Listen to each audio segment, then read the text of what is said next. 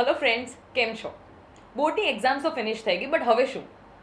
Career opportunities એમાં વધારે સારી છે, કઈ સ્ટ્રીમલાઇન ચૂઝ કરવી જોઈએ, અથવા તો આપણને જોબ ઓપોર્ચ્યુનિટીઝ એમાં વધારે સારી મળી શકે છે. આ બધી જ ઇન્ફોર્મેશન તમને એક જગ્યાએ મળશે, અને એ છે ગુજરાત રોજગાર સમાચાર કારકિર્દી માર્ગદર્શન વિશેષાંકમાં. ધોરણ 10 અને 12મી બોર્ડ્સ એક્ઝામ પછી કરિયરનો મેઇન પાથ શરૂ થાય છે. હવે અહીંયા ઘણા બધા વિકલ્પો આપણી પાસે અવેલેબલ છે. કયો કરિયર ઓપોર્ચ્યુનિટીઝ આપણને ઇન્ટરેસ્ટ કરે છે એ બધી જ ઇન્ફોર્મેશન આપણને એક જગ્યાએ મળી શકે છે, અને એ છે કારકિર્દી માર્ગદર્શન વિશેષાંકમાં. વિશેષાંકની શરૂઆતમાં ગુજરાતના લેખકો અને ચિંતકોના મોટિવેશનલ આર્ટિકલ્સ આપેલા છે.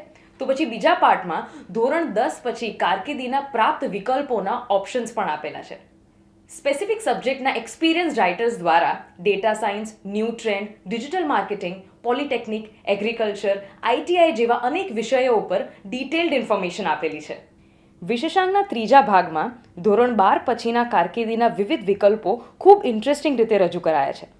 આજે aeronautics, fashion designing, data science, digital marketing, multimedia world, cyber security, cloud computing, forensic science, marine technology જેવા નવતર ક્ષેત્રના અભ્યાસક્રમોમાં વિદ્યાર્થીઓ તેમની કરિયર બનાવી શકે છે, અને આ વિશેની વિગતે વાત કરવામાં આવી છે.